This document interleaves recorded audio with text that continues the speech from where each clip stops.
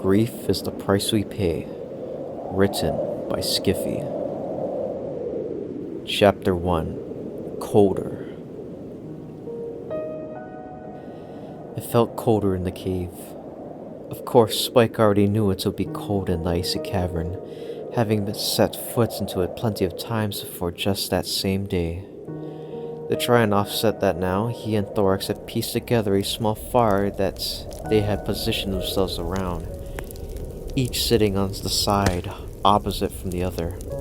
Spike had lit it with his fire breath, while Thorax had casted a spell with his changeling magic that would keep the fire going without consuming all of its fuel for, hopefully, up to triple the normal time. It resulted in a curious magical fire, consisting of flames that were both the emerald green of the little dragon's fire breath, as well as the cyan blue of Thorax's magical aura, casting a wide array of colored light into the darkening cavern of ice. More importantly, it generated a small bubble of heat that warmed the small corner of the spacious hollow, taking the edge off the chill. Despite all that, it still felt much colder in the cavern than before to Spike. But he suspected it was because of more than just the physical temperature of the cave. Thorax had been quiet for a long time, his solid blue eyes filled with fruitless mental activity as he attempted to process something appropriate to say. "I'm sorry," he finally spoke softly.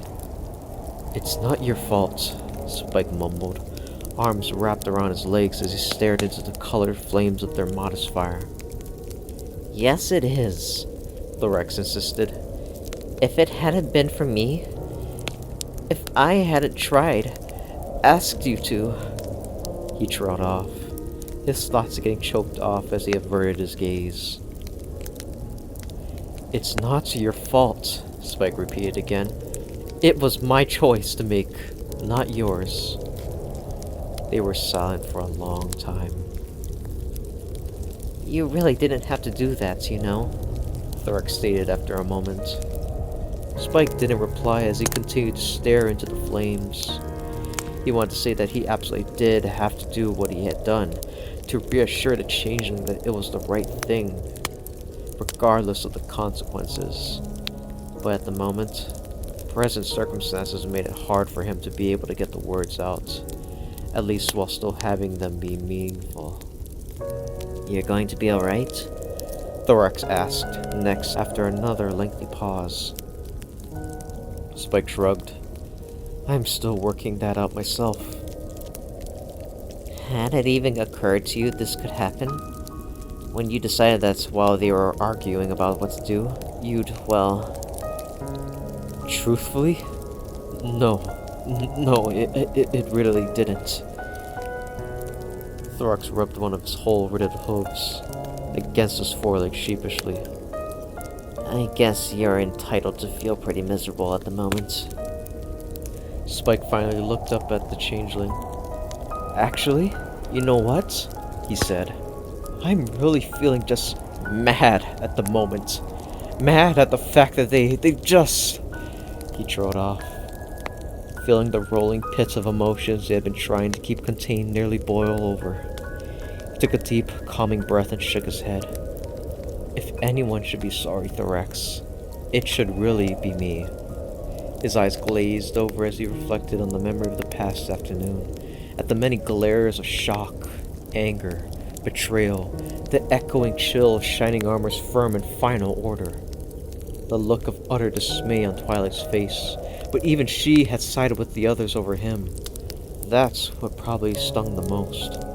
Why couldn't she at least have understood? She always had in the past. Spike squeezed his eyes shut as he felt the slurry of emotions begin to bubble up against his will again, hot tears starting to seep into his eyes. He pulled himself even tighter into a ball. I really thought I could make them see." Thorax was quiet for a long moment and didn't immediately reply. But then he got up and slowly walked over to Spike's side of the fire and dropped down onto his belly beside him. "If it helps any, I really thought you were going to convince them too." Spike nodded to himself for a moment, trying to maintain his crumbling bravado for a little while longer, but it finally caved in, tears streaming from his eyes. Spike ended up leaning against the firm carapace of the changeling's shoulder and wept into it. Thorax tensed when Spike did this. As a changeling, he really wasn't used to this, but the new friend he was, Thorax didn't protest and let Spike be. The little dragon appreciated it. He decided in the end he was going to have to get the emotions out eventually, so he let the tears flow for a few moments. "At least I believe you're a friend," Spike managed to mumble out as he got through the worst of his tears. Thorax nodded. "A lot of good it did you too," he muttered. "If I had known what was going to happen because of it, I would have just left you alone way back when we first crossed paths." They were quiet again for a long moment, staring into the flames of their fire. "Where are you going to go now?" Thorax asked. "Where can I go?" Spike asked. "I've effectively been banished. Banished from the Crystal Empire, from Ponyville, from all of Equestria, on charges of aiding and abetting the enemy, of all things." He sniffled. "Just because I had the novel idea to befriend a changeling." He grabbed a small rock sitting next to him and hurled it angrily into the nearby chasm that divided the cavern almost nearly in half, listening to it bounce off of the sides of the seemingly endless bottomless pit a couple of times as it fell. Guess this says a lot about the true nature of ponies in Equestria, as much as I hate to admit it. Thorax averted his gaze for a moment, afraid to agree with the rightly temperamental dragon on the matter just yet. "They were all you had, weren't they? Your pony friends?" Spike let his head fall into Thorax's shoulder again. It wasn't the softest of surfaces, but at least it was warm. He then nodded his head. "And they've turned their backs on me, I suppose." Thorax was again quiet for a long moment, but he nonetheless looked sad for his dragon friend and his unfortunate predicament. "So, where are you going to go?" Spike asked the changeling finally. Thorax sighed. "Nowhere, I guess," he said. "I don't really have anywhere else to go, neither. I can't stay here, and I can't go back to the hive, so I guess I'm just an outcast with nowhere to stay." Spike thought for a moment. "Guess we'll just have to be outcasts together then," he deduced. Despite everything, Thorax managed a small but sad grin. "Guess so." As night fell outside the cave, the two continued to sit and stare into the flames of their small fire, huddled together to try and keep each other warm, and ponder what fate would hurl them at next.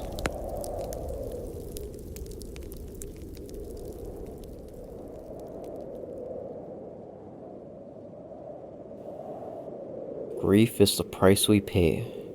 Written by Skiffy. Chapter 2. In This Together. Spike was momentarily disorientated as he began to wake up in the morning. Why was he so cold? Why was he sleeping in a snowy cave instead of his room? Where was his bed? Where was Twilight? Who's this that was still dozing near? Oh, right. The memory of the previous day's events came crashing back down to Spike as he was given the horrible reminder that he had been effectively banished, and his only friend in the world now was the changeling he had been cast out for standing up for, and refusing to abandon him. He glanced over at Thorax, who had his eyes closed, but his two black ears were up, alert, and pointed in Spike's direction, suggesting that the changeling was more awake than he appeared. Not for the first time, Spike couldn't help but wonder if it had been worth it, for the sake of this changeling he had only known for barely longer than a day now.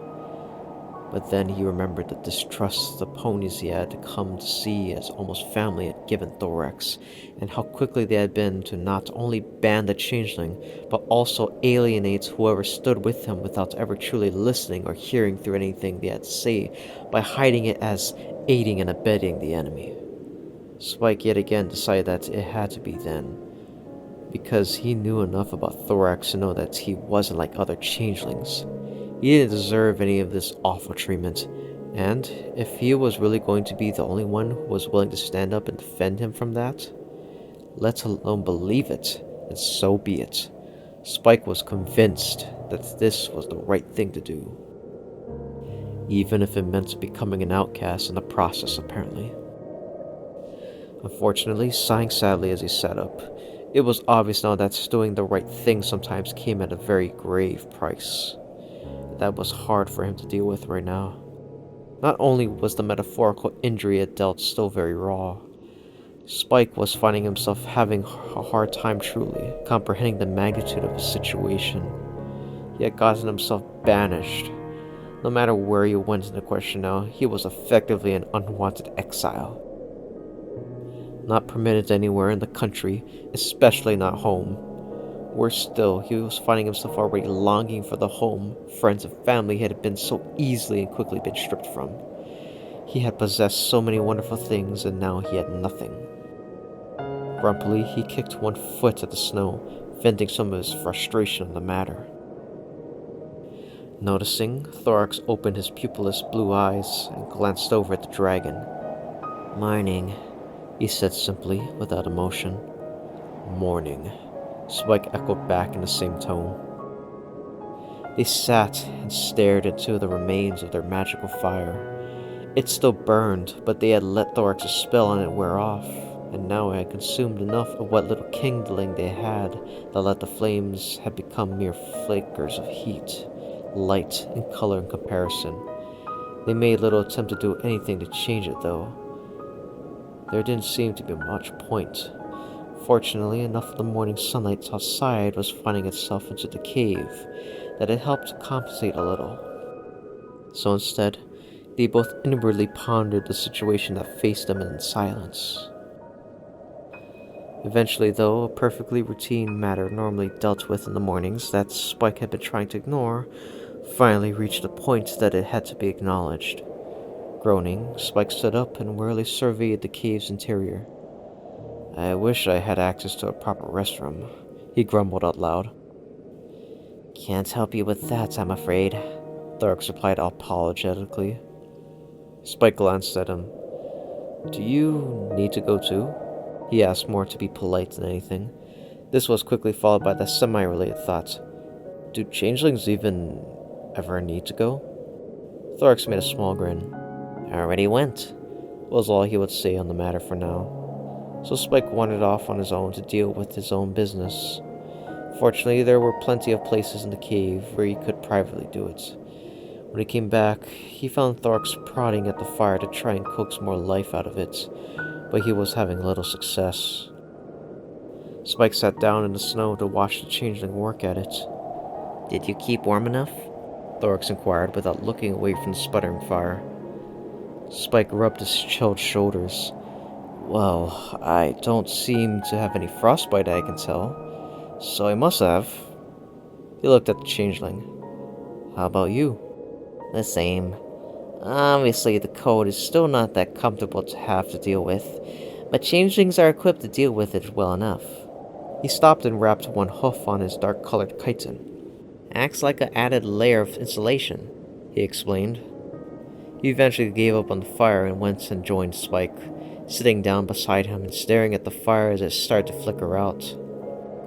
Thorax spoke suddenly and without warning. "Spike, are you sure you're really willing to do this?" Spike blinked in surprise at the sudden question. The comparison was slow to follow as he struggled to find a way to respond. "What do you mean?" he finally asked. "Getting yourself banished for my sake," Thorax explained sadly, lowering his head, ears drooping as he stared into the flames. He took a deep, calming breath, and Spike realized the changeling was trying to keep a flood of his own emotions at bay long enough to explain. I've been thinking it over all night," he managed to choke out uncomfortably. "I already don't have anything, so I don't stand to lose much more from all of this. But you stand to lose everything. Keeping with me. And after all the kindness you've shown me, I can't possibly ask you to do that. Not for my sake, so..." "Thorax," Spike began. The statement in his head only half formed still. Thorax interrupted him, though, and looked to be on the verge of tears. As Thorax had up to now managed to shed very few tears during all of this, the sight startled the low dragon. "Please," the changeling pleaded. "I appreciate everything you've done for me. Like you wouldn't believe, I really do. You've gone so far to do it, even going as far as to try and break." Thorax shrugged off for a split second. "Look, it was pretty clear to me Princess Cadence and Prince Shining Armor really only let you go, too, because you wouldn't abandon me. I think they were more afraid you were going to show more loyalty to a changeling than to them, they didn't want to risk it. But if you were to show to them that weren't the case, they might change their minds, so you should leave me and go back while you might still have a chance. He squeezed his eyes shut, fighting tears. "I'm not worth it." He then averted his gaze, ashamed and probably afraid of the answer he expected Spike to give. Spike, shocked by this pronouncement, for a moment couldn't find the words to speak. His mind was momentarily overwhelmed by a flurry of emotions and thoughts. A small part of him nearly did as told to turn and run for the cave exit, leaving Thorax behind. But Spike watched the distraught changeling and knew that, through thick and thin, Thorax had nobody else he could count on, except Spike. He didn't exactly want to send the dragon away, and Spike didn't want to make him either, not for these awful and unfair reasons. So Spike stayed, deciding then that he would not even consider going back on that choice from here on out, and reaching out with one set of claws. He carefully took Thorax by the chin and turned the changeling's head back to look at him. Seeing Thorax's eyes fully watered and streaming tears didn't help with Spike, trying to keep a steady composure, but he pressed on. "No," he told the changeling firmly. "You are worth it. Because changeling or not, you're just as much a living thing in this world as I am, and I know you have done nothing wrong. Nothing. Anyone who says otherwise is blind. It isn't right to turn you away because it'd be more convenient for me to do so, anyway. Where would that leave you? Alone? Hungry? How could you even keep getting love and emotion you need to survive?" "I'd manage," Thorax whispered. Spike, however, knew the changeling had already been fighting off starvation just yesterday. He was only way out here in otherwise hostile terrain because he hadn't found a reliable source of emotion to feed upon anywhere else, and had become desperate. "You'd starve," he pointed out seriously, knowing the changeling wasn't going to find enough food to keep alive out here on his own at this point. "I'd manage," Thorax repeated firmly, determined to dissuade Spike. Spike wasn't having it. "I'm not leaving you here to probably die, just because some narrow-sighted ponies say you can't be trusted," he snapped. "Frankly, they're idiots to think that. And you know what? I'm okay with that now. I had thought them to be these high and mighty figures who would always do the right thing, but I see now that they're not. They never were." To emphasize the point, he planted both feet firmly in the snow-covered ground and folded his cold arms together, showing he would not be moved. "And if that's really what they are, ponies that can't see the obvious good in you, and are too scared to befriend a stranger, then I don't think I want to be around them anyway. Because I'm at least not afraid to do that." He gazed firmly at the changeling. "You're right. The others were giving me a choice. I didn't have to take banishment, but that's what I chose anyway, because you and I both know it's the right thing to do." "Spike," Thorax began softly. "I'm staying, Thorax," Spike repeated firmly. "We're in this together now." "Why then?" "Because you're my friend. And good friends stick together no matter what." "Even at greatly cost to themselves?" "Especially then." Thorax stared at Spike for a moment, his hooves fidgeting awkwardly as he worked to figure out how to answer. His tongue flickered out of his mouth at odd intervals, lapping at the air no doubt filled at the moment with the love he needed to survive. Finally giving up on trying to respond with words, The changeling instead lunged forward and wrapped his hooves around Spike in a hug. His turn now to openly weep. The hug was awkward. Thorax clearly didn't have much experience hugging anything before, but Spike returned the hug and shed a few bitter tears himself. "Thank you," Thorax whispered, glad to have such a loyal friend. "You're welcome," Spike answered back, similarly grateful himself. And from that moment on, they both considered the matter settled.